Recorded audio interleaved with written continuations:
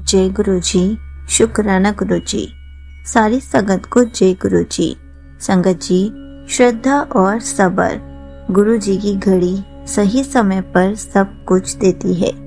गुरु जी के भक्त के लिए श्रद्धा और सब्र केवल शब्द नहीं है, बल्कि यह उसकी भक्ति का आधार होते हैं। जब भी हम गुरु जी के चरणों में आते हैं, हमारी सबसे पहली परीक्षा इन्हीं दो चीजों की होती है।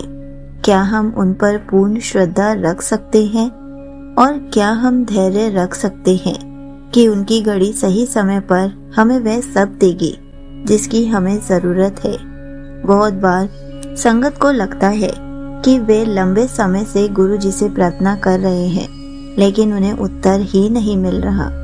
वे सोचते हैं कि शायद गुरु जी उनकी नहीं सुन रहे या फिर उनके आशीर्वाद की शक्ति उन पर काम नहीं कर रही।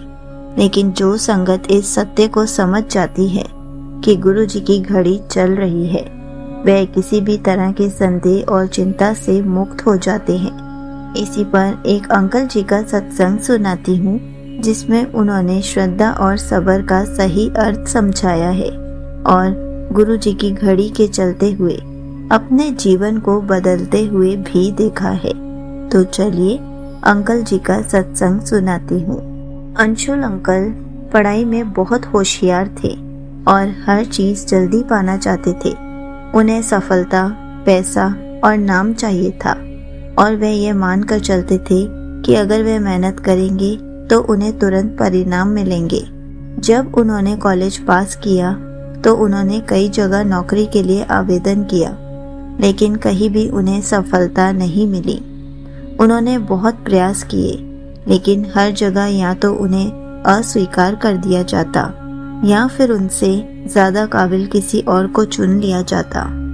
धीरे धीरे उनका आत्मविश्वास डगमगाने लगा। एक दिन उनकी माँ उन्हें एक सत्संग में ले गई, जहाँ सारी संगत बात कर रही थी कि गुरु जी की घड़ी चलती रहती है और सही समय आने पर सब कुछ मिलता है। अंशुल अंकल को यह बात समझ में नहीं आई। उन्हें लगा कि अगर वे मेहनत कर रहे हैं तो उन्हें तुरंत नौकरी क्यों नहीं मिल रही। वे गुरु जी से नाराज हो गए और सोचने लगे कि शायद यह सिर्फ मन को बहलाने वाली बातें हैं। लेकिन उनकी माँ ने उन्हें समझाया कि गुरु जी हमारी मेहनत का परिणाम तभी देते हैं जब वह हमारे लिए सही होता है। उस रात अंशुल अंकल ने पहली बार श्रद्धा और धैर्य के विषय में सोचा। अंशुल अंकल ने यह तय किया कि वे हर दिन गुरु जी के आगे प्रार्थना करेंगे, लेकिन मन में कोई जल्दबाजी नहीं रखेंगे। उन्होंने अपनी सभी चिंताओं को गुरु जी के चरणों में रख दिया और सोचा, अब जब गुरु जी सही समझेंगे तब सब होगा। धीरे धीरे उनकी जिंदगी बदलने लगी। उन्हें नौकरी की इतनी चिंता नहीं थी, बल्कि उन्होंने अपने कौशल को सुधारने पर ध्यान देना शुरू कर दिया। उन्होंने नई चीजें सीखी, नए लोगों से मिले और अपनी सोच को बहुत पॉजिटिव बना लिया। एक दिन उन्हें अचानक एक इंटरव्यू के लिए कॉल आया। जब वे वहां पहुंचे तो उन्हें पता चला कि जिस कंपनी में वे पहले अस्वीकार हुए थे, वही कंपनी अब उन्हें एक और बेहतर पद के लिए बुला रही है। उन्होंने इंटरव्यू दिया और कुछ ही दिनों में उन्हें नौकरी का प्रस्ताव मिल गया। यह नौकरी न केवल उनकी पहले की इच्छाओं से बेहतर थी, बल्कि उनका वेतन भी बहुत अधिक था। उन्होंने अपनी माँ से कहा, अब समझ आया कि गुरु जी की घड़ी क्यों सबसे सही चलती है। अगर मुझे पहले ही नौकरी मिल जाती तो मैं इस शानदार अवसर से चूक जाता। अंशुल अंकल की यह परीक्षा केवल करियर तक सीमित नहीं थी।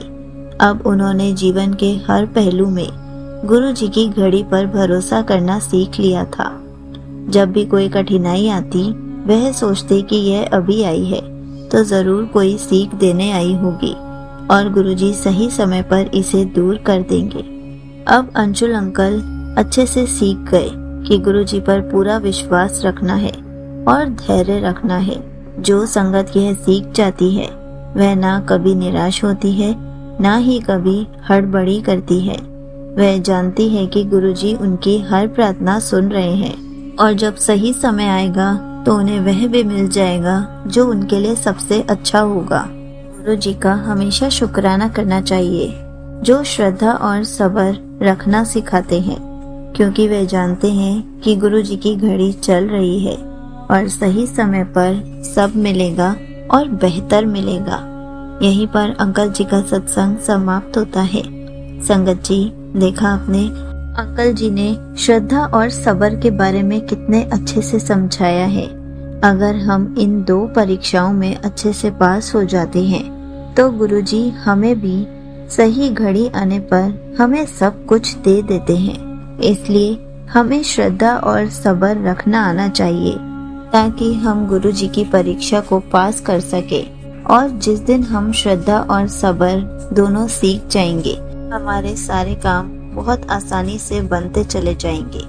इसलिए संगत जी, आप भी श्रद्धा और सब्र रखना सीख लीजिए ताकि आपके भी सारे काम बनते चले जाएं। जय गुरु जी, शुक्राना गुरु जी।